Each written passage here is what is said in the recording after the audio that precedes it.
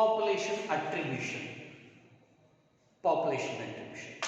So population is the number of individuals of a species living in a particular geographical area at particular time. ಒಂದು ನಿರ್ದಿಷ್ಟ ಭೂಪ್ರದೇಶದಲ್ಲಿ ವಾಸ ಮಾಡತಕ್ಕಂಥ ಒಂದೇ ಗುಂಪಿನ ಜೀವಿಗಳು ಒಂದು ನಿರ್ದಿಷ್ಟ ಕಾಲದಲ್ಲಿರುತ್ತೆ. Individuals of a species living in a particular geographical area at particular time. Example, ಈಗ ಶಿವಮೊಗ್ಗ ಪಾಪ್ಯುಲೇಷನ್ ಲಾಸ್ಟ್ ಇಯರ್ ಎಷ್ಟಿತ್ತು, ಈ ವರ್ಷ ಎಷ್ಟು ಚೇಂಜ್ ಆಗಿರುತ್ತೆ. ಅದಕ್ಕೆ ಏರಿಯಾ ಅಂದರೆ ಶಿವಮೊಗ್ಗ ಆಗಿರುತ್ತೆ, ಪೀರಿಯಡ್ ಟೈಮ್ ಅಂದರೆ ದ. So population attributions. ಹೇಗೆ ಪಾಪ್ಯುಲೇಷನ್ ಅಟ್ರಿಬ್ಯೂಷನ್ಸ್ನ ಕ್ಯಾಲ್ಕುಲೇಟ್ ಮಾಡೋದು? There are 4 attribution properties. ಯಾವುದಿದೆ? One is the birth and death rate of a population. Birth and death rate of. So birth and death rate calculate ಮಾಡೋದು per capita per 1000ಗೆ calculate ಮಾಡ್ತೀವಿ. So birth rate of a population and death rate. Birth ಅಂದರೆ addition of new individuals to a population. Death rate ಅಂದರೆ deletion or removal of individuals from a population. ಹೇಗೆ? So example ಹೇಳಿದ್ವಿ. Suppose birth rate ಹೇಗೆ calculate ಮಾಡ್ತಾರೆ? There are 20 lotus in a pond. Last year ಒಂದು ಕೊಳದಲ್ಲಿ, ಒಂದು ಕೆರೆಯಲ್ಲಿ 20 lotus plant ಇತ್ತು, ತಾವರೆ ಹೂವು. ಸೊ 8 more added, 8 ಜಾಸ್ತಿ ಆಗಿದೆ ಈ ವರ್ಷ. ಹಾಗಾದ್ರೆ ಪಾಪ್ಯುಲೇಷನ್ ಎಷ್ಟಾಗುತ್ತೆ? 8/20. So that will gives the population of a species or birth rate of a population ಎಷ್ಟಾಗಿದೆ? 0.04. So birth rate of a population is 0.04 ಆಯಿತು. ಹಾಗೆ ಡೆತ್ ರೇಟ್ ಹೇಗೆ? Death rate is also calculated per capita. Death rate ನಿಮ್ಮ text ಅಲ್ಲಿ ಕೊಟ್ಟಿರೋದು. So in a bottle, ಒಂದು bottle there are about 40 drosophila. 40 drosophila ಇದೆ. Out of 40 4 die, 4 death ಆಗುತ್ತೆ.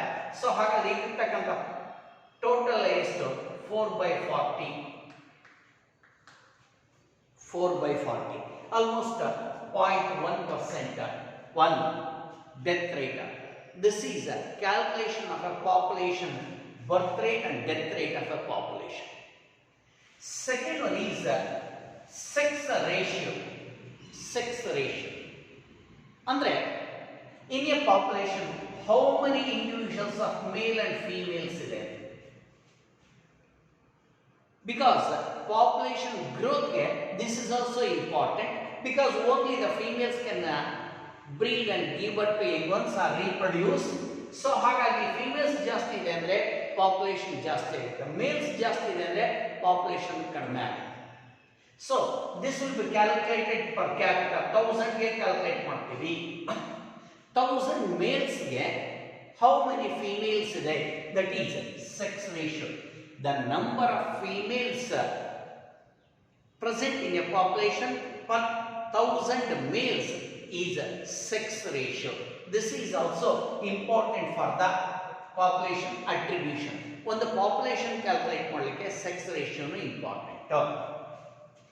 Third, age distribution.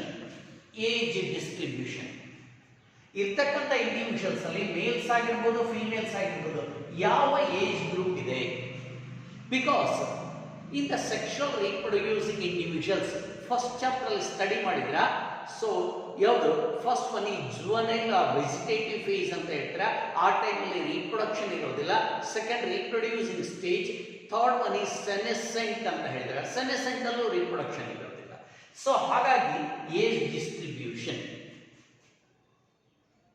On the basis of this one sexually reproducing organisms ಅಲ್ಲಿ ಇವನ್ನ 3 groups ಮಾಡಿದ್ದೀವಿ. ಏನು? Pre reproductive stage. Pre reproductive ಅಂದ್ರೆ reproduction ಮಾಡ್ತಾ ಇಲ್ಲ, ಇನ್ನು ಬೆಳವಣಿಗೆ ಇದೆ. This is juvenile phase, pre reproductive. Second reproductive. Third senescent ಮೇಲೆ ಪೋಸ್ಟ್ ರೀಪ್ರೊಡಕ್ಟಿವ್ ಅಂತ. Post reproductive. So by collecting these data we can put a graph. So that is age pyramid ಅಂತ. Age pyramid, number of the individuals, number of males and females in a population having a reproductive, pre-reproductive and post-reproductive age na, if we put a graph that will give the age pyramid. So age pyramid andre the age distribution is plotted for a population. Age distribution is plotted for a population gives age pyramid. ಹೇಗೆ ಬರುತ್ತೆ? ಇದರಲ್ಲಿ 3 types ಇದೆ. So ಯಾವಾಗಲೂ ಹೀಗೆ ಹಾಕ್ತೀವಿ, this is bar graph ಅಲ್ಲಿ. So middle ಅಲ್ಲಿ ಇದೆ, ಒಂದ್ ಸೈಡ್ ಮೇಲ್ ಇನ್ನೊಂದ್ ಸೈಡ್ ಫೀಮೇಲ್ ಅಂತ. All the time base level ಅಲ್ಲಿ ಪ್ರೀ ರೀಪ್ರೊಡಕ್ಟಿವ್ ಇರಬೇಕು, ಅಂದ್ರೆ ರೀಪ್ರೊಡ್ಯೂಸ್ ಮಾಡ್ತಾ ಇಲ್ಲ, pre reproductive. So second stage ಅಲ್ಲಿ ರೀಪ್ರೊಡಕ್ಟಿವ್ ಇರಬೇಕು, ರೀಪ್ರೊಡಕ್ಟಿವ್ ಇದೆ. ಸೊ ಇಲ್ಲೂ male and females. And post reproductive third top level ಅಲ್ಲಿ ಪೋಸ್ಟ್ ರೀಪ್ರೊಡಕ್ಟಿವ್ ಇದೆ, post reproductive. If the pre reproductive individuals are more then the reproductive, pre reproductive ಜಾಸ್ತಿ ಇದೆ ಅಂದ್ರೆ, suppose ಇದು ಒಂದು 100 ಇದೆ, ಇದು ಒಂದು 75 ಇದೆ ಅಂದ್ರೆ, ಆಫ್ಟರ್ ಸಮ್ ಇಯರ್ಸ್ ಇದು ಈ ಸ್ಟೇಜ್ ಬರುತ್ತೆ. ಹಾಗಾಗಿ ಪಾಪ್ಯುಲೇಷನ್ ಜಾಸ್ತಿ ಆಗುತ್ತೆ. ಈಗ today what current reproductive stage ಇದೆ, in future they will come to the reproductive. ಹಾಗಾಗಿ population increase ಆಗುತ್ತೆ. That is called expanding population. If the pre-reproductive individuals are more, in future the population will increase, expanding population. Suppose ಎರಡು almost the same ಇದೆ, pre-reproductive and reproductive. ಇದು ಒಂದು 75, 76, 1 or 2 ಜಾಸ್ತಿ ಇದೆ. So then no change in the population. ಯಾಕೆಂದ್ರೆ ಇವತ್ತು 75 reproduce ಮಾಡ್ತದೆ, future ಅಲ್ಲೂ ಸಹ 75 or 76 ರೀಪ್ರೊಡ್ಯೂಸ್ ಮಾಡುತ್ತೆ. ಹಾಗಾಗಿ ಪಾಪ್ಯುಲೇಷನ್ ಹೆಚ್ಚಾಗೋದಿಲ್ಲ. ಇದನ್ನು stable population or stable graph ಅಂತ.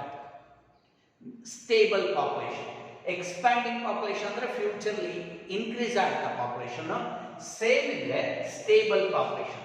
Suppose pre-reproductive is lesser than the reproductive. Pre-reproductive less ಆಗಿದೆ, ಸಪೋಸ್ 60 ಇದೆ ಅನ್ಕೊಳ್ಳೋಣ. ಟುಡೇ 75 ರೀಪ್ರೊಡ್ಯೂಸ್ ಮಾಡ್ತಾ ಇದೆ, ಮುಂದೆ 1 or 2 ಇಯರ್ಸ್ ಅಲ್ಲಿ ಓನ್ಲಿ 60 ರೀಪ್ರೊಡ್ಯೂಸ್ ಮಾಡ್ತಾ ಅಂದ್ರೆ ಪಾಪ್ಯುಲೇಷನ್ ಕಡಿಮೆ ಆಗುತ್ತೆ. ಅದಕ್ಕೆ ಡಿಕ್ಲೈನಿಂಗ್ ಪಾಪ್ಯುಲೇಷನ್ ಅಂತ ಕರಿತೀವಿ, declining population. This is called age distribution and age of pyramid. The age distribution of a population plotted on a graph that gives the age pyramid. Last, population size. Population size.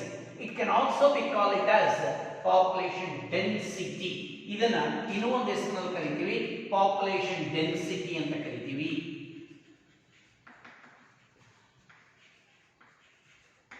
So population density, it is designated by capital N.